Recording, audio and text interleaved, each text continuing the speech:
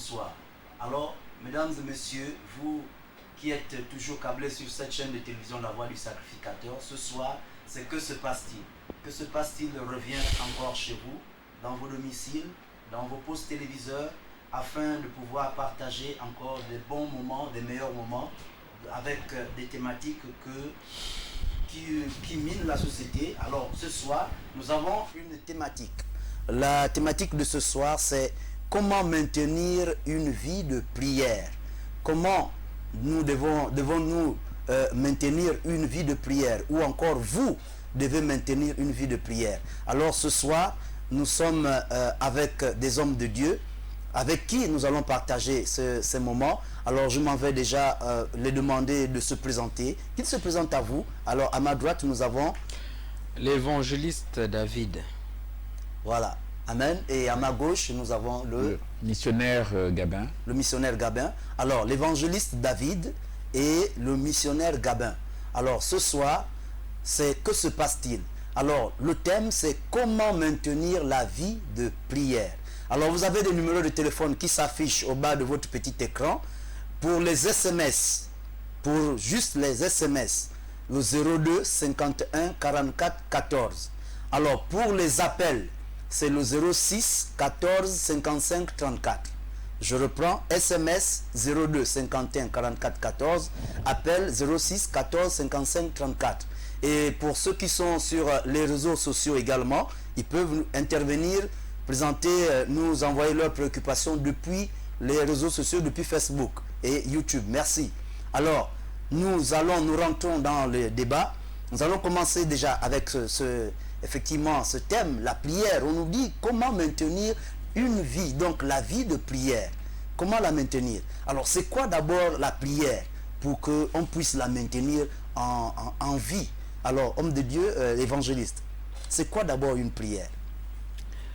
Bon, définir une prière, je peux définir une prière comme étant le dialogue que nous engageons avec Dieu. Avec Dieu. Voilà, avec Dieu. D'accord. Et vous savez que l'homme a ses limites. Oui. Hein. Il y a des choses que nous pouvons faire et il y a des choses qu'on sait très bien qu'un homme ne peut pas le faire. D'accord. Donc, cette limite-là que nous avons, Dieu ne l'a pas. Dieu est illimité. Hein, donc, il part de moins l'infini à plus l'infini. Oui. Donc, ce qui fait que le discours que nous devons avoir envers une telle personne qui pour nous est illimité, donc nous devons avoir ce discours-là doit se faire entre nous et ces dieux-là, donc par une prière. Donc le discours-là, nous l'avons envers notre Dieu par une prière. D'accord. Nous ne pouvons pas le faire comme si c'était un homme visible, que nous savons les limites. Comme Dieu n'a pas de limites, donc le dialogue que nous engageons envers lui, en lui demandant quelque chose, et donc nous le faisons par une prière. Par une prière. Voilà. Alors donc, en faisant cela par une prière, oui. Et c'est de cela que nous demandons, voulons que cela soit donc continuel, que ça se passe de manière continuelle ou bien? Mais vous savez que si nous voulons que la prière soit continuelle, oui. Évidemment c'est parce que nous dépendons de Dieu. D'accord. Hein, nous avons beaucoup de choses que nous attendons de Dieu et donc en un mot, nous dépendons totalement, si j'exagère, je peux dire nous dépendons totalement de Dieu. D'accord. Donc ce qui fait qu'il nous faut de temps en temps la prière, donc ça veut dire qu'il nous faut chaque jour ou à chaque instant des prières à Dieu pour que quelque chose ne vienne pas à nous manquer. D'accord. Voilà. Alors, missionnaire Gabin, vous êtes du même avis que l'évangéliste? Oui, je dirais que la prière, c'est donc souvent on la conçoit comme une demande. Oui. La prière, c'est demander. La prière, c'est aussi intercéder. D'accord. La prière, c'est aussi intercéder. La prière, c'est aussi exiger des choses. C'est-à-dire que, parce que dans la prière c'est un mot, mais il y a plusieurs types de prières. On a des prières d'action de grâce, on a des prières de combat, des prières d'autorité. Tout ça, ça fait que la prière peut tantôt exprimer une demande vis-à-vis de Dieu, tantôt une position d'autorité vis-à-vis des ennemis de Dieu. D'accord. Ok, alors, donc, ce soir, nous avons la thématique de ce soir, c'est comment maintenir une vie de prière. Comment maintenir la vie de prière. Alors, déjà, comment est-ce qu'on peut prier? Comment on rentre d'abord dans cette vie-là pour la maintenir avant qu'elle soit maintenue? Est-ce qu'il n'y a pas d'abord de début au préalable? Il n'y a pas d'abord un commencement, évangéliste? Bon, la prière, on rentre dans la prière dès qu'on a accepté Jésus comme Seigneur et Sauveur personnel. Oui. Et déjà, dès ce premier jour-là, quand vous venez à lever votre main à l'appel d'un évangéliste, d'un apôtre, ou je ne sais de quel ministre, oui, ou d'un diacre, il va vous dire qu'il veut accepter Christ. Et au vu de ce que vous avez écouté, la parole de Dieu vous a fait du bien et vous trouvez important et nécessaire et même vital d'accepter Jésus. Donc, c'est le jour-là, vous commencez par la prière. D'accord. Parce qu'il va vous dire, bon, répétez cette prière après moi. Ah, donc, okay. En ce moment-là, vous rentrez dans la vie chrétienne par la prière. Donc, on rentre dans la vie chrétienne par la prière. D'accord, voilà. Alors, en répétant les paroles de... Oui, en répétant. Et pourquoi on dit répète cette prière? Parce qu'on sait que vous n'avez pas en vous-même encore des capacités de faire une prière à Dieu. D'accord. Voilà. Donc, c'est pour cela que l'homme de Dieu qui se dresse devant vous vous dit, bon, répétez cette prière après moi. Et vous répétez cette prière de repentance, oui, et d'accepter Jésus comme Seigneur et Sauveur. Et dès l'instant, on vous appelle chrétien. Oui. Et donc, les prochaines fois, allais-je dire, ce n'est plus un homme qui sera toujours à vous dire de répéter. Mais vous devez apprendre maintenant à faire cette prière-là par vous-même. Est-ce que la même prière, les mêmes paroles, la personne répétera les mêmes paroles, la même prière? Non, mais la prière, si je vous ai parlé du début, c'est parce que c'est l'entrée dans la vie chrétienne. Oui. Voilà.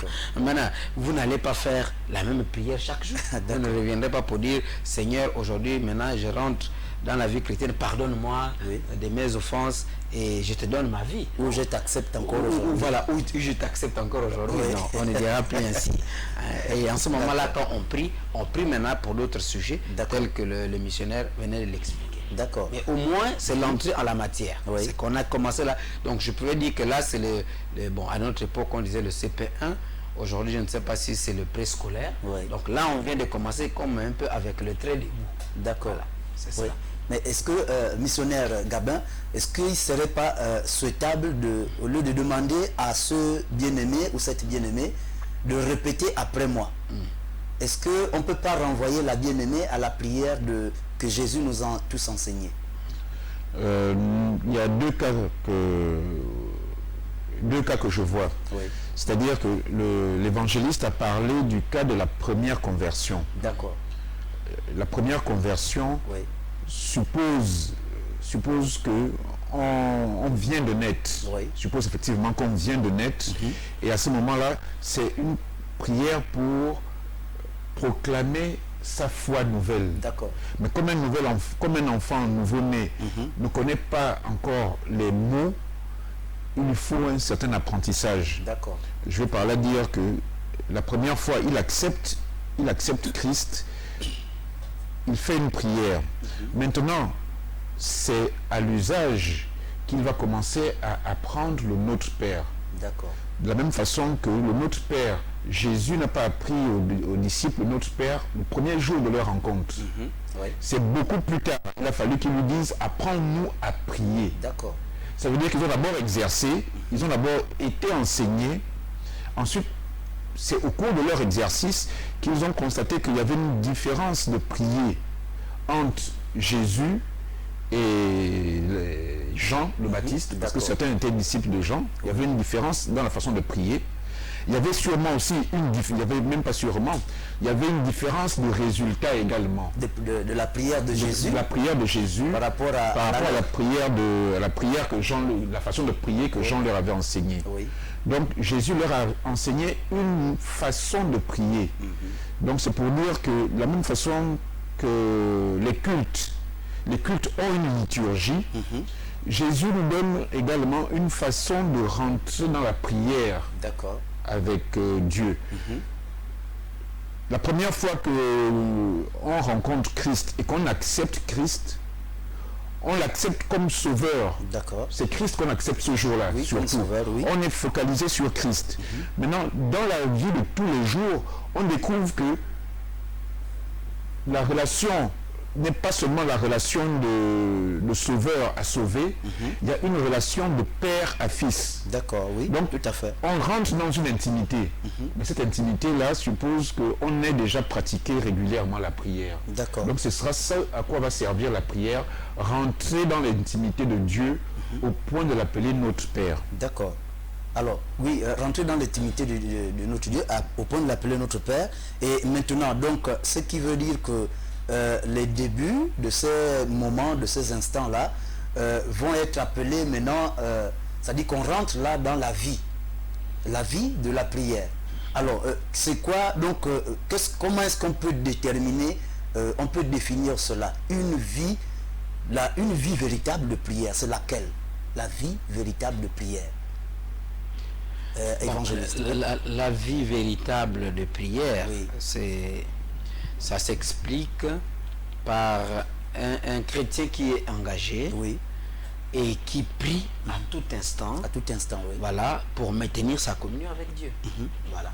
Donc, c'est pour maintenir sa communion avec Dieu. Voilà. Donc, c'est ça, c'est le but recherché. Mais oui, le but recherché dans la vie de prière, c'est maintenir la communion avec Dieu. Parce que je vous ai dit depuis le début que Dieu étant un être illimité, un esprit illimité, donc nous ne pouvons pas lui demander des choses comme si nous demandons à un homme. Pour nous, d'abord, pour nous qui croyons, et pour nous des chrétiens, Dieu est notre Père. Est-ce que vous voyez? Donc même à la maison, quand nous voulons demander quelque chose à son Père, on ne le fera pas comme si on demande à notre petit frère, à notre petite soeur. Voilà, on le fait avec respect et on le fait en forme de prière. Voilà, donc c'est cela. Et donc, si nous voulons à tout moment avoir des choses que Dieu a prévu pour nous les donner, donc nous sommes obligés de maintenir la vie de prière. Voilà, donc en ce moment-là, c'est-à-dire que puisque je prie le matin, je prie à chaque instant, ma communion reste toujours maintenue. Donc on appelle ça la vie de prière. La vie de prière. Voilà. Alors donc, ça veut dire, pour celui qui se lève le matin, celui qui prie 3 fois par jour, ou bien uniquement 2 fois, il prie le matin et il prie le soir avant le coucher. Mais vous savez que celui-là, il est dans la maintenance de la vie de prière. Bon, il est aussi dans la vie de prière. Ce que nous devons savoir, c'est que chacun de nous, nous n'avons pas tous la même vie. Est-ce que vous voyez? Dans ce que nous faisons, même dans notre vie professionnelle, nous ne faisons pas, même quand nous occupons le même poste, mais nous n'exécutons pas nos tâches de la même manière. Voilà, il y en a qui sont lents, il y en a qui sont rapides, il y en a qui commettent beaucoup d'erreurs, il y en a qui commettent moins. Donc vous voyez, donc c'est un peu ça. Celui qui prie le matin comme et le soir, ou il prie seulement le soir, ou peut-être qu'il prie après un jour, vous voyez, il est aussi dans sa vie de prière. Mais seulement sa vie de prière là, elle n'est pas intense. Voilà. Alors, missionnaire Gabin, entre celui qui est dans le combat spirituel, celui qui est dans le combat spirituel et celui qui est dans l'intercession, est-ce qu'ils ont la même vie de prière?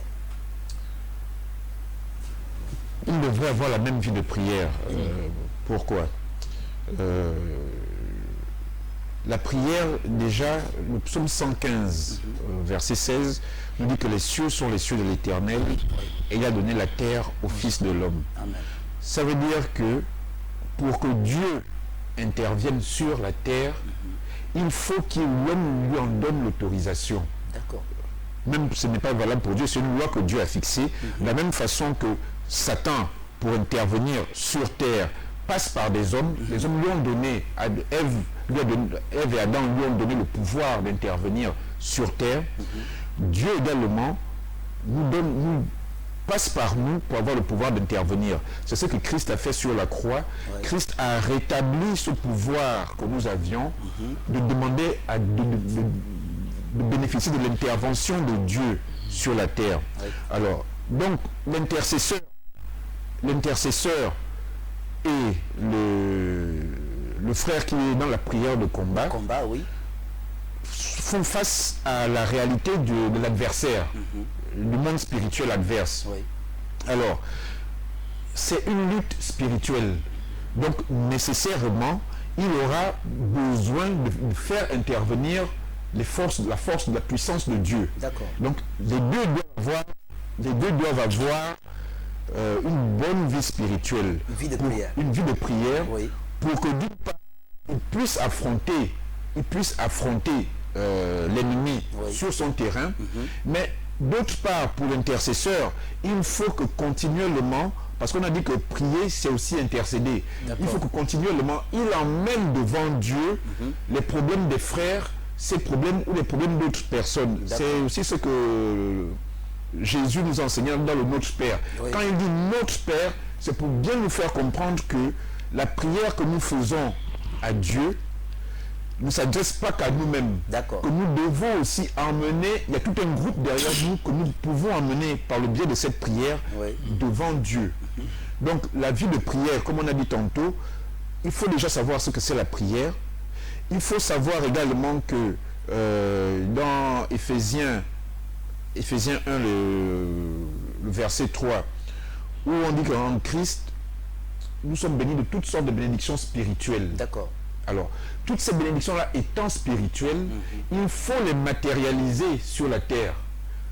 On ne peut pas, nous qui sommes des esprits, mais prisonniers dans un corps, on ne peut pas aller les chercher physiquement. Oui. On fait descendre ces bénédictions-là pour le bien, pour notre bien, pour le bien de nos frères, par le biais de la prière. Par le biais de la... Donc, pensez-vous que c'est l'unique canal pour faire descendre ces bénédictions-là? Il y a des bénédictions qui sont, je vais dire de face, qui sont mécaniques, oui, que Dieu a données. Quand Dieu dit que l'homme soit fécond, c'est mécanique. D'accord. C'est mécanique. Oui. Maintenant, on peut avoir un enfant malade.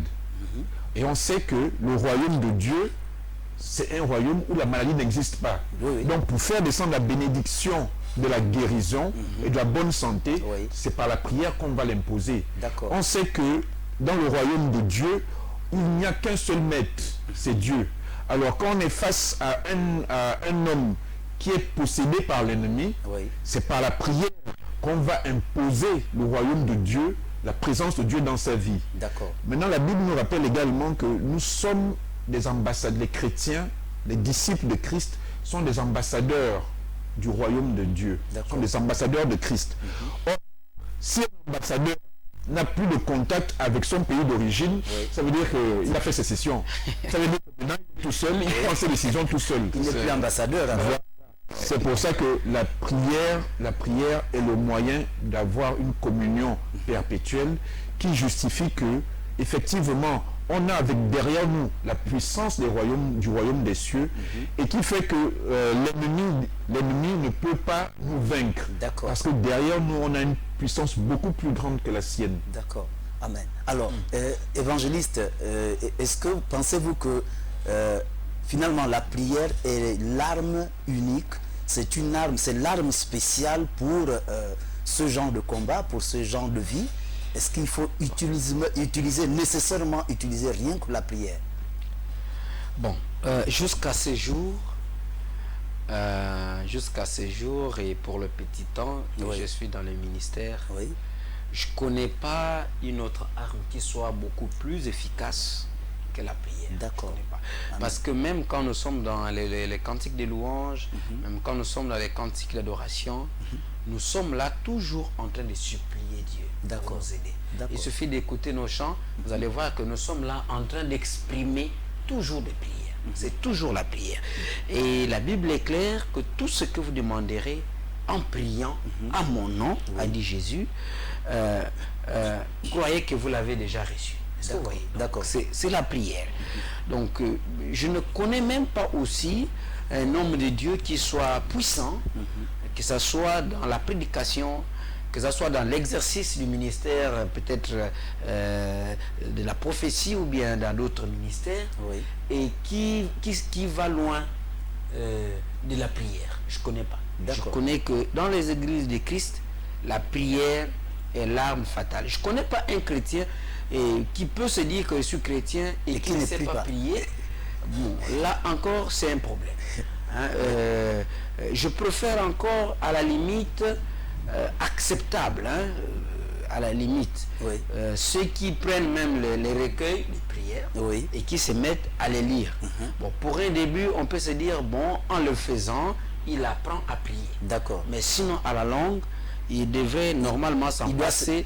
Il doit se débarrasser de ça. Voilà, il doit se débarrasser des recueils de prières et de prier par le cœur. Parce que c'est une affaire de cœur, du cœur de l'homme en contact avec le cœur de Dieu. D'accord. C'est pour cela, toutes les prières, on n'a pas besoin forcément que ça soit, que la bouche même s'exprime. On peut prier en s'en passant même de la bouche. De la bouche. Voilà, et faire notre prière. Donc, parce que une prière silencieuse. Voilà, c'est bon, peut-être, mais bon, appelons ça peut-être comme cela, mais c'est une prière de cœur en cœur. Ah, d'accord. Silencieux, ça veut dire que si on tend pendant longtemps l'oreille, on peut entendre quelque chose. Ah, mais là, c'est de cœur à cœur. C'est de cœur à cœur, donc il peut arriver qu'on n'a rien, qu'on n'a même pas eu le temps de balbutier, hein, les lèvres. D'accord. Et pourtant, on vient d'exprimer une prière à Dieu. D'accord. Alors, tout à l'heure, vous disiez que Jésus dit dans sa parole que tout ce que vous demanderez en mon nom, par la prière, vous le recevrez. Oui. Alors maintenant, si il arrivait, si on le demande sans prononcer le nom de Dieu, sans prononcer le nom de Jésus, est-ce qu'on peut recevoir? Bon, les choses sont claires. Oui. Hein? Nous sommes aujourd'hui dans le temps de la grâce. Oui. Et la grâce... En fait, excusez-moi de vous interrompre, je voulais dire que dans toutes les prières, il est nécessaire qu'on prononce toujours le nom de Jésus. Mais c'est à cette question que je viens de répondre. D'accord, oui, allez-y.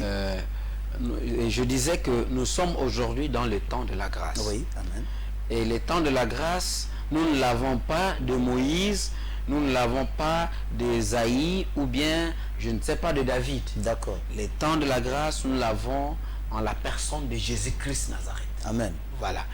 Et dans l'ancien temps, ceux qui ont fait des prières à l'éternel Dieu, ils ont été exaucés. D'accord. Hein? Sinon, la prière n'a pas commencé aujourd'hui. Depuis l'ancien temps, donc je parle de l'Ancien Testament, ceux qui priaient au temps de l'Ancien Testament faisaient des prières à Dieu, Dieu les exauçait. Mais là encore, il faut savoir que dans l'ancien temps, c'était pas n'importe qui faisait la prière à Dieu. D'accord. C'était réservé aux prophètes. Oui. Ou bien aux souverains sacrificateurs. Ce sont là qui faisaient des prières à Dieu. D'accord. Voilà. Maintenant, avec le temps de la grâce, nous avons maintenant accès au lieu très saint. Donc, ce qui fait que je fais ma prière, Dieu m'exauce. Oui. Le pasteur fait sa prière, Dieu l'exauce. Oui. Le chrétien même qui s'est converti ce matin, ou tout de suite, il s'est converti, il fait sa prière à Dieu, Dieu l'exauce. D'accord. Mais ces prières-là doivent être faites au nom de Jésus. Au nom de Jésus. Voilà. Parce que c'est lui l'auteur de la grâce. Amen. Voilà. Oui. Donc si vous faites maintenant au nom de quelqu'un d'autre, je ne sais pas. Mais moi je sais que la prière aujourd'hui est exaucée quand nous le faisons au nom de Jésus-Christ. Au nom de Jésus-Christ. Voilà. Alors, missionnaire Gabin, est-ce que tout homme, est-ce que tout le monde peut se mettre, peut vivre une vie de prière? Alors, tout le monde est appelé à vivre une vie de prière. Oui. Parce que Jésus dit dans le livre de Jean, Jean chapitre 15, verset 7, si vous demeurez en moi et que mes paroles demeurent en vous, tout ce que vous demandez vous sera accordé. Ça veut dire qu'il y a deux choses qu'on voit là. La première chose, c'est qu'il faut demeurer en Christ. Donc il faut demeurer dans une vie de prière. Il faut demeurer dans une vie de prière. Il faut demeurer dans le chemin de sanctification qu'a souhaité le Père. Et il faut demeurer, il faut s'appuyer sur la parole. Puisqu'il dit que vous demeurez dans mes paroles, vous gardez mes paroles. Donc il y a deux choses. Rester en Christ et prier sur la base, réclamer à Dieu ou demander à Dieu sur la base de sa parole pour que cela nous soit accordé. Donc tout le monde peut prier. Tout le monde doit prier. Tous les chrétiens doivent prier Christ. Parce que Christ est le pourvoyeur de toutes choses. D'accord. Donc à une condition, c'est celle d'accepter ça, c'est-à-dire il faut accepter sa condition.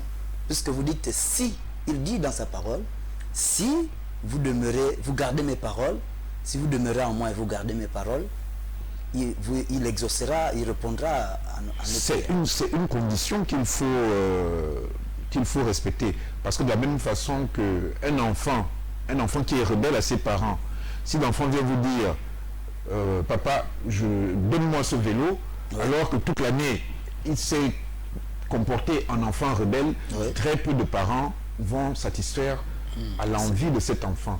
Quand on sait que bon, ça peut lui faire plaisir, ou bien le sport est bon pour la santé, ça va lui faire du sport, ce sera bon pour sa santé. Aucun parent ne donnera à son enfant rebelle ce que l'enfant demande. Si par contre l'enfant se montre un enfant obéissant, on a tendance plus facilement à lui donner ce qu'il demande quand on estime que c'est bon pour lui. Si l'enfant a 5 ans, il demande une voiture qui coûte 30 millions, qu'il veut conduire, très peu de parents vont acheter la voiture pour lui donner. Donc c'est pour dire que même quand on veut donner à notre enfant, sur la foi de sa prière, on lui donne des choses qu'il peut gérer. D'accord. Alors il y a un téléspectateur qui nous envoie une question. Alors il demande, un bien-aimé qui demande, combien de fois faut-il prier par jour pour que notre relation avec Dieu soit forte? Alors, je vais citer Daniel, dans le livre de Daniel, Daniel 6, qui précise qu'il priait 3 fois par jour. D'accord. Mais ça c'est Daniel. Daniel priait 3 fois par jour. Et à quel moment? 3 fois par jour là? 3 fois par jour, les horaires ne sont pas précisés. D'accord. Donc, la vie de prière, Christ dit de prier sans cesse. Christ et les apôtres disent de prier sans cesse. Donc, on ne peut pas se contenter de prier 1 fois par jour. D'accord. Mais il faut faire aussi le distinguo entre la prière que je vais faire qui va durer 2 heures et les courtes prières que je peux faire toute la journée. Donc, je fais bien la part des choses entre les deux. Quand on parle de Daniel 3 fois par jour, on parle de longues prières. On parle de longues prières. D'accord. Alors, il y a des prières qu'on peut faire au volant. Quand on fait une prière au volant, on ne doit pas fermer les yeux pour prier 1 heure. Non, ça va durer 10 ou 30 secondes, mais ça se fait de façon régulière. C'est ça la vie de prière. La vie de prière, c'est être constamment en train de prier, mais on n'a pas besoin de toujours prier 1 heure, 2 heures, 3 heures, 4 heures. D'accord. Maintenant, selon les besoins spécifiques, pour répondre à notre frère, selon les besoins spécifiques, on peut intensifier la vie de prière en dehors du jeûne. C'est de choisir les moments de la prière. Quand on a par exemple une prière, si on a un voyage à faire, ou bien si on a un examen à faire, on peut se lever à 5 heures du matin pour prier. Si les intercesseurs souvent prient la nuit, ne leur pose pas de problème, prier entre 22 heures et 5 heures du matin, ça ne leur pose pas de problème, bien au contraire, parce qu'ils savent que c'est à ce moment-là aussi que l'adversaire se met en marche. Effectivement, Donc c'est un peu ce que Dieu disait à Job, qu'as-tu déjà commandé au jour? Ça veut dire que l'homme a le pouvoir de commander certaines choses de son jour. Arriver le jour. Voilà. Et Jésus pouvait le redire quand il dit, donne-nous aujourd'hui notre pain de ce jour. C'est une demande qu'on fait à Dieu. Aucun père de famille ne va demander le pain du jour à 8 heures quand les enfants sont déjà réveillés. Quand l'enfant arrive, l'enfant trouve le pain sur la table. Tout à fait. Donc ça veut dire que nous aussi, quand on a certains besoins, il ne faut pas attendre que le soleil se soit levé. On peut les exprimer dès la nuit pour que dès le lever du jour, les choses soient faites selon ce que nous avons demandé. D'accord. Alors l'évangéliste David, qu'est-ce que vous avez à dire sur la préoccupation de ce bien-aimé? Il veut avoir une vie, il veut avoir une relation forte avec Dieu, mais par la prière. Mais combien de fois peut-il prier pour avoir cette relation forte? Bon, je crois que les conseils qu'a donné le missionnaire sont déjà d'une grande importance. Ce que je devais tout simplement ajouter, c'est dire déjà aux frères que la prière n'a pas des heures précises. D'accord. Nous prions, c'est vrai, en fonction de certains besoins. Il peut arriver qu'on intensifie notre prière, qu'on l'associe qu'on associe même à notre prière le jeûne. Il peut arriver qu'on associe aussi à notre prière les moments de méditation de la parole de Dieu. Oui. Voilà, tout cela, ce sont des bonnes choses. Il peut arriver aussi qu'on associe à notre prière les temps d'adoration. Oui. Voilà. Et tout ça, c'est en fonction de ce que nous voulons faire.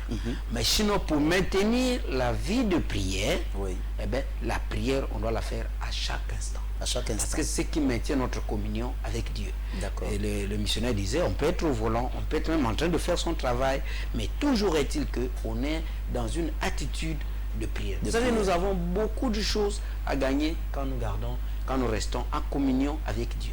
Et l'unique moyen qui peut nous permettre de rester en communion avec Dieu, c'est par la vie de prière. Alors, est-ce qu'il existe un type de vie de prière?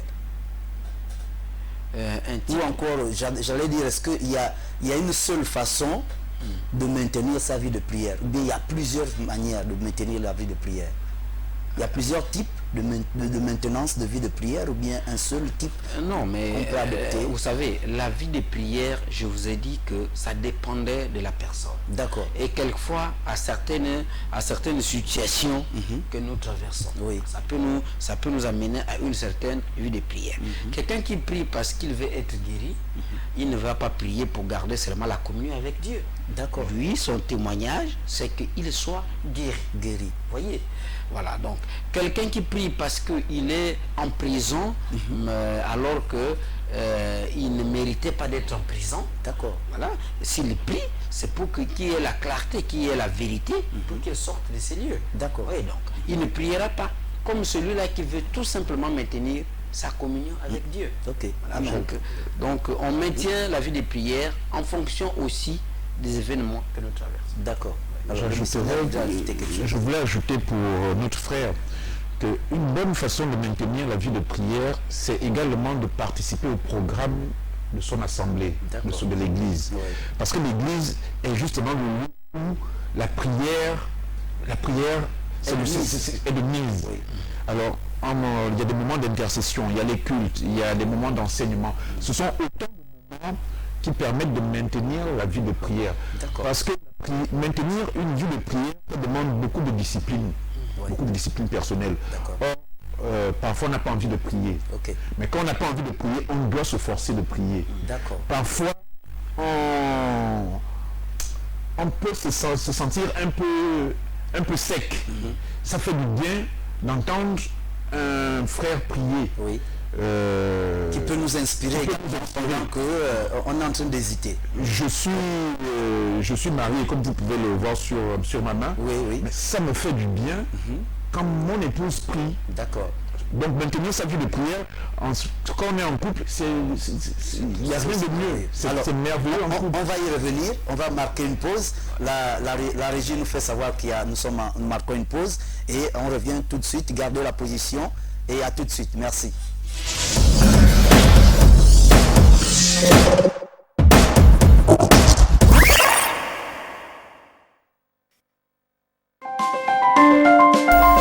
Vous êtes sur LVS. Vous êtes opérateur économique, entité religieuse ou particulier. Vous souhaitez faire promouvoir votre produit, votre société, votre environnement ou vos capacités. LVS est la télévision qu'il vous faut pour toutes vos publicités, annonces, messages et communiqués. Le meilleur impact de vos publicités promotionnelles ne peut se faire que chez nous. Pour nous contacter, c'est simple. Composez le 01 77 23 73 le 06 83 00 26. La meilleure publicité promotionnelle, c'est sur LVS. LVS, sauvons nos âmes.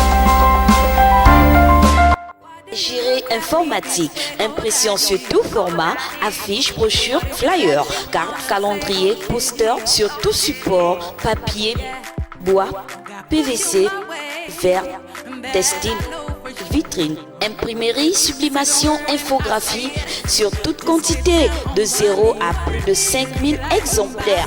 Nos atouts nous classent dans la qualité et l'excellence. Pour vos commandes, nous sommes situés à Okala, en face de la station Petro Gabon.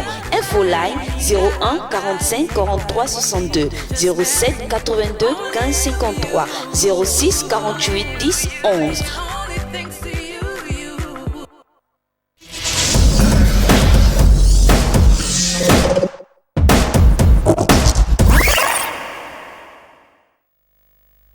Mesdames et messieurs, encore bonsoir. Nous sommes toujours sur... vous êtes toujours sur votre émission. Que se passe-t-il? Alors, que se passe-t-il? Ce soir, traite le thème qui a pour intitulé « Comment maintenir une vie de prière ?» Comment maintenir la vie de prière? Alors, pour ceux-là qui certainement n'arrivent plus à prier ou n'ont jamais prié, mais comment commencer? Alors, nous venons de voir avec les hommes de Dieu comment démarrer déjà cette vie de prière et comment faire pour la maintenir, comment faire pour continuer avec et aller jusqu'au bout et obtenir certainement les résultats escomptés. Alors, missionnaire Gabin, tout à l'heure vous parliez déjà de votre vie de prière certainement avec votre épouse.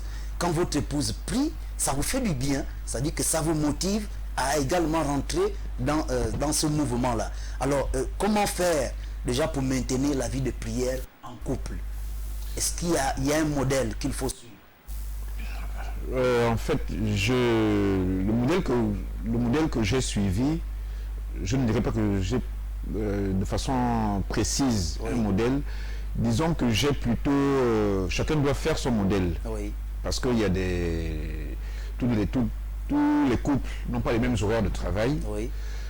Et il y a des couples où un des conjoints peut ne pas être chrétien. Oui. Ça, c'est un autre cas. Donc, où il y a difficulté de prier vraiment ensemble. Voilà. Beaucoup ont des difficultés même de prier ensemble. Exactement. Mais il faut déjà comprendre qu'il y a ce qu'on appelle la prière d'accord. C'est ce que dit Christ. Si deux personnes s'accordent, oui. Alors, donc la prière d'accord, c'est une arme qui est à la disposition de tous les couples chrétiens, que je conseille à tous les couples chrétiens. Mais comme c'est déjà une prière d'accord, ça veut dire qu'il faut déjà en parler, il faut déjà se mettre d'accord sur la forme, les horaires, sur les contenus. Oui. On peut se dire que bon, chacun, quand je parle de contenu, par exemple au cours de la prière, on peut commencer une première partie de prière tous les deux, avec les mêmes louanges, la même prière d'illumination pour la même partie de la prière, et puis chacun prend sa Bible pour lire les livres qui lui ont été inspirés individuellement. D'accord, oui. C'est aussi une façon. Et on se retrouve à la fin de la lecture et de la méditation de chacun par un échange et par une prière d'ensemble. Oui. C'est aussi une façon de se mettre aussi d'accord. D'accord. Mais lorsqu'on est, il peut arriver que on est en discorde. Par exemple, si on a un malentendu, il y a un malentendu entre madame et monsieur. Et à ce temps-là, comment faire pour... C'est pour ça qu'on appelle ça la prière d'accord. La prière d'accord. Ça veut dire que dans ce genre de situation, quand il y a un malentendu qui ne concerne pas d'abord la prière, pas du tout. La vie de tous les jours. Qui concerne la vie de couple. La vie de couple, mieux vaut ne se sent pas, mieux vaut ne pas prier, plutôt que de prier avec des cœurs réticents. Oui. Par contre, ce qui est très bien, c'est que, comme a dit Christ, si tu penses que ton frère a quelque chose contre toi et que tu es en train de partir à l'église, mieux vaut t'arrêter et tu repars. Réconcilie-toi d'abord. Réconcilie-toi d'abord. Donc, avant de faire la prière d'accord, si vous le pouvez, mettez votre problème sur la table, vous le réglez et ensuite vous rentrez dans la prière. Et vous êtes, je prie Dieu que vous soyez 2 fois plus bénis parce qu'effectivement, vous avez montré que c'est Christ qui est le sommet de toutes choses. Avant d'aller devant Christ, il faut que le couple soit en paix. Et là, ça devient, comme on dit la Bible, que l'arc, ça devient un arc qui a 3 cordes. Parce que non seulement vous êtes 2, mais vous avez Christ aussi avec vous. Voilà, une 3e corde. Voilà, vous avez une 3e corde. Alors, l'évangéliste, vous avez quelque chose à dire à ce sujet? Je voulais ajouter dans la première partie, pour aider le frère, évidemment, et pour soutenir ce que disait tout au début le missionnaire, dire que évidemment nous pouvons maintenir la vie des prières en allant à l'église. Déjà il faut qu'il y ait ça. Il ne faut pas que ça nous échappe. Donc on doit aller à l'église. À l'église, pourquoi? Eh bien parce que c'est à l'église évidemment qu'on apprend à prier. À l'église, pourquoi? Parce que c'est à l'église où on apprend à conduire même les temps de prière. D'accord. À l'église, pourquoi? Eh bien, parce que c'est à l'église où on nous enseigne la parole de Dieu.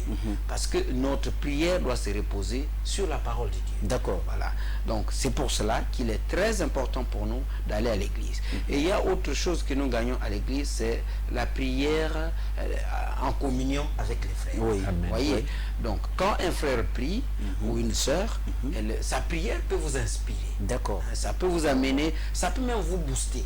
Au moment où vous vous sentez fatigué, vous n'arrivez pas à démarrer, la prière d'un frère peut vous motiver. Et tout d'un coup, eh bien, peut-être que ce n'est pas la prière d'un frère qui vous motive, mais les paroles de sa prière, alors l'Esprit de Dieu peut se saisir de vous au travers les paroles de la prière d'un frère ou d'une sœur. D'accord. Voilà. Comme les cantiques aussi. Vous êtes à l'église et puis il y a des cantiques de louange, les cantiques d'adoration. Par ces cantiques-là, l'Esprit de Dieu peut aussi se saisir de vous. Voilà. Et ça se passe où?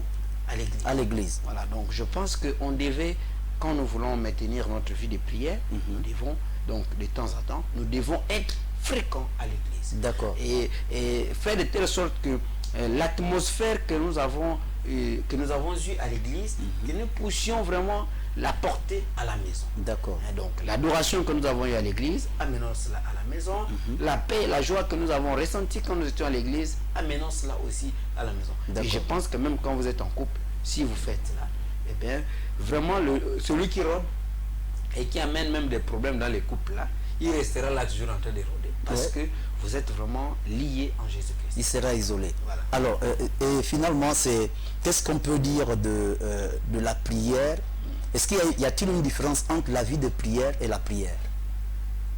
Mais enfin, si on parle... Celui qui vient prier uniquement, quelqu'un peut arriver, il entame une prière et puis terminé, il s'en va. Et celui qui mène la vie de prière, les deux. Non, il y a une différence. Oui. Si on dit la prière toute seule, c'est celle que nous avons déjà définie, le discours, le dialogue, la demande, l'intercession que nous faisons à Dieu. D'accord. Mais si nous parlons de la vie... Alors, nous avons un auditeur. D'accord. Nous avons un téléspectateur en ligne. D'accord. Allô? Oui, alors bonsoir. Bonsoir, monsieur. C'est monsieur Steve. Oui, nous vous écoutons, allez-y. Oui, en fait, je voudrais poser une question. Oui. Est-ce qu'un païen peut avoir une vie de prière? Parce que les païens aussi vont vous dire qu'ils prient. Oui. Donc je voudrais savoir si un païen peut avoir une vie de prière. D'accord. Merci. Merci d'avoir participé à cette émission. Alors, homme de Dieu, nous allons répondre à la question du téléspectateur. Est-ce qu'un païen peut avoir une vie de prière? Non. Un païen, pour dire d'un païen qu'il a une vie de prière, ce serait fausser même les Écritures. Un païen ne peut pas se soumettre. Vous savez que l'expérience de la foi est une folie pour ceux qui périssent. Donc pour le païen, il faut qu'il accepte d'abord Jésus comme Seigneur et Sauveur. Il devient chrétien et en ce moment-là, il pourra se soumettre à cette exigence. Parce que, vous voyez, il se soumet à cette exigence. Pourquoi nous nous soumettons à cette exigence? Parce que nous savons ce que nous gagnons quand nous faisons des prières. D'accord. Bon, maintenant le païen, il ne sait pas. Le païen pense qu'il vit par lui-même, qu'il n'attend rien d'un Dieu. D'accord. Donc pour lui, faire une prière à Dieu, ce serait comme... D'abord, il ne sait pas comment commencer. C'est pour ça, au début, quand vous nous avez posé la question, j'ai bien expliqué en disant que on commence la prière quand on accepte Jésus comme Seigneur et Sauveur. Et nous commençons la prière par cette prière que l'homme de Dieu nous dit de répéter. D'accord. Voilà. Donc ça veut dire que nous partons de la vie païenne à la vie chrétienne. Donc l'entrée, nous faisons cette entrée-là par la prière. D'accord. Voilà. Mais donc entre la foi... ne peut pas maintenir la vie de prière. Ok, entre la foi et la prière, qui emmène l'autre? Qui entraîne l'autre? Dans la vie d'un homme, entre la foi et la prière. Peut-être si je ne... Le missionnaire a quelque chose. Le missionnaire pourra peut-être continuer. Oui. Mais je pense que c'est la foi qui nous amène à la prière. D'accord. Parce qu'on commence, quand l'homme de Dieu a donné le message, nous l'avons suivi à la télé ou à la radio, ou je ne sais pas, lors d'une campagne, nous avons commencé par croire. D'accord. Et c'est là où l'homme de Dieu dit, ceux qui veulent accepter Christ. Oui. Pourquoi nous acceptons Christ? Parce que nous avons cru, On a cru au message qui vient d'être délivré. D'accord. Donc la foi précède la prière. Ok, donc par la foi, Oui. on se met maintenant à prier. On se met maintenant à prier. D'accord. Alors, le missionnaire avait quelque chose à ajouter? Je voulais dire que par rapport à la préoccupation, à la Du question du téléspectateur, Oui, oui. faut bien, nous faisons la part des choses entre le chrétien et le païen. Oui. Alors, le païen peut avoir une vie de prière. Il peut avoir une vie de prière comme on peut le voir dans certains pays, comme ça de l'Inde, ou même dans d'autres religions que la religion chrétienne. Mais là, je parle Donc, païen par prières exclusion aux de la- chrétiens. Maintenant, le souci, la question qu'il y a derrière, c'est que est-ce que sa prière est agréable à Dieu? Non, ce n'est pas injuste. Donc sa prière est une abomination pour Dieu. Ouais. Parce que Dieu a voulu que nous soyons justes en Christ. D'accord. Dieu a voulu que nous soyons justes en Christ, c'est la première chose. Oui. La deuxième chose, c'est que Hébreux 6 nous apprend que pour être agréable à Dieu, c'est par la foi D'accord. qu'on est agréable à Dieu. Or, pour aller vers Dieu, il faut croire qu'il existe Oui. et qu'il est le rémunérateur de notre foi. D'accord. Donc, celui qui n'a pas foi en Dieu ne peut pas prier le même Dieu que moi. D'accord. Et la Bible va encore plus loin, que la foi naît de ce qu'on entend. Et ce qu'on entend vient de la parole de Christ, pas de la parole de Dieu. C'est D'accord. écrit de la parole de Christ. D'accord. Ça veut dire que celui qui ne croit pas en Christ n'a pas la même foi que moi. Donc, il ne peut pas s'adresser au même Dieu que moi. D'accord. Donc, il ne peut pas avoir la même vie de prière que la mienne. Parce que D'accord. ma vie de prière passe par Christ. Passe par Christ pour toucher le Père. Elle passe par Christ. D'accord. Donc celui qui croit aux idoles, tout le reste qui est dans l'occultisme, il ne peut pas... On prie. Il prie. Dieu est esprit. Oui. Nous prions des esprits. Oui. Lui aussi, il prie un esprit. Oui. Il aura sa vie de foi. Avec son esprit. Avec son esprit. Malheureusement, c'est la vérité. Oui. Il aura sa vie de foi avec son esprit. Oui. Parce que lui, il vous dira que moi aussi je prie. Oui. J'ai une vie de prière. Oui, Mais effectivement. nous, notre prière, derrière notre prière, il y a une espérance. C'est D'accord. le salut que nous on veut. D'accord. Et quand, au moment du bilan, Oui. on verra bien qu'il y aura le salut. Et il verra que sa foi était vaine. D'accord. Et l'autre aspect, parce que là on parle un peu de l'habitude de prier, il y a ce qu'on appelle la piété. Donc la piété, ce seront un peu tous les comportements qui servent à honorer Dieu Oui. et à montrer son amour, son engagement pour Dieu et le service de Dieu. D'accord. Donc, c'est à force d'être en communion avec Dieu qu'on développe une vie de piété, parce qu'on est renouvelé de l'intérieur. D'accord. Celui de ma démarche. Oui. Donc, on a la foi, on s'appuie sur les Écritures, on a une communion avec Christ et ça nous renouvelle de l'intérieur. Nous sommes un être nouveau. C'est ça qui fait la piété. D'accord. Maintenant, celui qui se dit, je vais prier 3 fois par jour, alors qu'il n'a pas été changé de l'intérieur, il a l'apparence de la piété. Oui. D'accord. Voilà. Il a l'apparence de la piété. Donc sa vie de prière est fausse, parce que la vie de prière part de l'intérieur, elle part de Christ, D'accord. et après elle se manifeste seulement dans ce que les autres vont voir.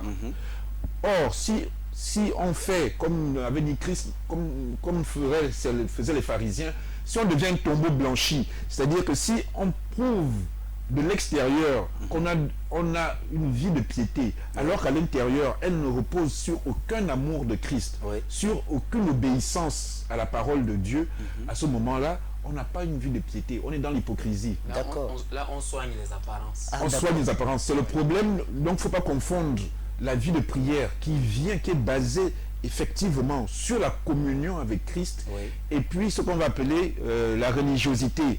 D'accord. La religiosité qui est que, mécaniquement, là, on se lève. vous faites allusion, vous me rappelez, vous me poussez à certainement vous entraîner une autre interrogation en disant, donc finalement, il y a une vie de prière, il y a la vie de prière et la vie dans la prière. La piété justement, Oui. la piété joint tout ça. Et ce que nous voulons, ce que nous recherchons les chrétiens, c'est la sanctification. D'accord. Et la sanctification, la piété sera un aspect de la sanctification. En marchant dans la sanctification, on devient pieux. Mais en faisant des gestes comme un robot, on ne devient pas sanctifié. D'accord. On ne devient pas sanctifié. Juste imitateur. Hein. On est juste un imitateur. D'accord. Alors, homme de Dieu, oui, l'évangéliste, je voulais compléter sur ce que dit l'homme de Dieu. D'accord. Pour dire que, vous savez, en religion, dans la religion, il ne reste plus que 10 minutes. Il n'y a pas de souci. Dans la religion, nous accomplissons quelquefois les gestes que nous ne pouvons pas donner une explication. D'accord. Voilà. Oui. Ça, c'est dans la religion. Oui. Or, le christianisme n'est pas une religion. D'accord. Le christianisme, c'est une vie. Donc, c'est l'ensemble des comportements que nous développons. Donc, ça n'a rien à voir avec la religion. Dans la religion, on vous dit par exemple, il faut prier 3 fois le jour. On ne pourra pas vous prendre du temps pour vous expliquer pourquoi vous devez prier 3 fois le jour. Non. Et on vous donne même des heures. Voilà, on vous donne des heures et on dit si c'est à midi vous devez prier. Ça, c'est la religion. Voilà, ça c'est la religion. Donc, dans la religion, c'est l'ensemble des comportements que nous sommes obligés d'accomplir même sans savoir pourquoi on doit le faire. Donc si un problème arrive à 11h, vous attendrez midi pour prier. Oui, même si vous êtes à l'hôpital, on vous a dit qu'à midi vous devez prier. Même si vous êtes au volant, vous devez garer votre voiture, descendre de la voiture et faire la prière. Parce qu'il est midi. Oui, parce que ça c'est la religion. Oui, mais le christianisme, c'est une vie. Ça n'a rien à voir avec une religion. C'est pour ça le bien-aimé disait par exemple que même au volant de sa voiture, on peut faire notre prière. Donc on n'a pas besoin d'arrêter la voiture, on n'a pas besoin de faire signe à ceux qui sont à bord de notre véhicule, mais non, on n'a pas besoin de tout cela, parce que c'est une relation de notre cœur avec Dieu. D'accord. On peut le faire à n'importe quel moment. D'accord. Et donc, ce que j'étais en train d'expliquer avant que le téléspectateur ne nous ait posé sa question, j'étais en train de dire que, en fait, si on parle de la prière, c'est ce que je vous ai déjà dit. On commence à rentrer dans la vie chrétienne par la prière. D'accord. Et donc, si on parle de la vie de prière, ça veut dire que là, nous sommes dans le cycle. Quand on parle de la vie de prière, c'est qu'on est dans un cycle de prière. Voilà, on n'est plus dans la prière. Parce que vous allez nous poser la question de savoir s'il y avait une différence entre la prière et la vie de prière. D'accord. On entre par la prière, mais quand on parle de la vie de prière, ça veut dire que c'est le cycle, ça veut dire que c'est ce que nous devons vivre maintenant au quotidien. C'est ce que nous avons appelé la vie de prière. D'accord. Alors, donc, dans tout ce qui est vie de prière, quelle est la prière? Est-ce que la prière, c'est la prière qui est exaucée? Dieu exauce à la prière de l'homme, ou bien il exauce à la vie de prière de l'homme? Il exauce à la prière de l'homme, ou encore plutôt à la vie de l'homme? Au comportement de l'homme, certainement, à la marche de l'homme. Mais la vie de prière. Oui. La vie des prières, c'est l'ensemble des prières que nous faisons au quotidien. D'accord. Voilà. Mais il y en a qui disent que Dieu n'exauce pas la prière, mais Dieu exauce le caractère ou le comportement, la vie de l'homme. Non, mais c'est ce que le missionnaire venait de dire. Oui. Dans le développement, en fait. Parlant de la piété. Voilà, parlant de la piété. D'accord. Vous voyez, oui. La prière, quand nous la faisons à Dieu, nous ne faisons pas des prières de religion. La prière des religieux, je l'ai fait, on a dit qu'il faut faire pendant 3 fois le jour, le matin, à midi et le soir. Tu obéis à ça. D'accord. Quant à savoir si Dieu l'exauce ou Dieu ne l'exauce pas, bon, tu sais pas. Tu sais seulement que le matin, j'ai fait la prière, à midi, j'ai fait la prière, et le soir, j'ai fait la prière. Oui, ça s'arrête là. D'accord. Mais nous allons plus loin. Nous, quand nous faisons nos prières, à un moment, on s'arrête pour regarder est-ce que mes prières ont été exaucées. D'accord. Et si les prières n'ont pas été exaucées, on doit aussi s'examiner soi-même. D'accord. En se demandant pourquoi mes prières, ça fait 1 semaine j'ai prié pour tel problème, ou ça fait 1 mois j'ai prié pour telle situation, pourquoi ma prière n'est-elle pas exaucée? D'accord. Est-ce que vous voyez? Donc, ça dit qu'on n'est pas en train de faire des choses que nous n'avons pas de retour. D'accord. Nous ne parlons pas à un Dieu sourd. D'accord. Ou nous ne sommes pas en train d'accomplir des gestes que nous ne savons pas. dans la vie chrétienne, nous savons ce que nous sommes en train de faire. La Bible dit que Dieu n'est pas un Dieu sourd. D'accord. Voilà. Est-ce que celui qui a créé l'oreille peut-il être sourd? Pas du tout. Voilà. Pas du tout. Donc, quand nous adressons nos prières, à un moment, nous devons nous arrêter pour regarder est-ce que nos prières ont été exaucées. D'accord. Et si nos prières n'ont pas été exaucées, pourquoi? Et dans le pourquoi, évidemment, on peut se retrouver que notre conduite n'a pas été soignée devant Dieu. D'accord. Voilà. Donc, la prière d'un pécheur, oui, dit la Bible, c'est une abomination devant Dieu. D'accord. Voilà. Donc, à tous ceux-là qui obtiennent des miracles, il peut avoir miracle par vie de prière. Ne peut avoir miracle que par la vie de prière. Pour celui-là qui certainement manifeste la vie de prière. Est-ce qu'on peut dire ça comme ça? Bon, là, vraiment, c'est un peu trop mécanique dans la façon d'expliquer. Bon, peut-être pas mécanique, c'est-à-dire pour celui qui obtient des miracles, par exemple, dans sa vie, lorsqu'il prie et Dieu réagit, il obtient des résultats vraiment épatants devant le commun de mortels. Mais oui. Est-ce à cause de la vie de prière? Ah oui, c'est lui qui mène une vie de prière. Oui. Sa vie est une vie de miracles. Voilà, sa vie, c'est une vie de témoignage. D'accord. Sinon, on ne prie plus Dieu. D'accord. Sinon, on est dans la religion, on n'est plus dans c'est ce qu'on voulait savoir, d'accord. Voilà, oui. c'est cela. C'est un peu la question que vraiment, c'est ce qu'on voulait savoir. Les téléspectateurs également voulaient savoir. Et alors, il ne nous reste plus que 3 minutes. Nous saluons déjà tous les téléspectateurs, tous ceux qui nous regardent, tous ceux qui sont fidèles à cette émission. Que Dieu vous bénisse abondamment. Et tous ceux-là qui nous regardent sur Facebook, sur les réseaux sociaux, nous vous saluons également et que Dieu vous bénisse, vous également de ce côté. Alors, il ne nous reste plus que 2 minutes. Je voudrais m'adresser aux missionnaires. Alors, qu'est-ce que la vie de prière procure concrètement quoi? Si on peut terminer par cette question. Concrètement, qu'est-ce qu'elle procure, la vie de prière? Concrètement, la vie de prière nous permet d'être en communion avec le Saint-Esprit. Oui. Et les fruits de l'Esprit, c'est la joie, la paix. Voilà ce que procure la vie de prière. La joie, la paix, et puis la confiance. La confiance en Dieu. On est vraiment conscient que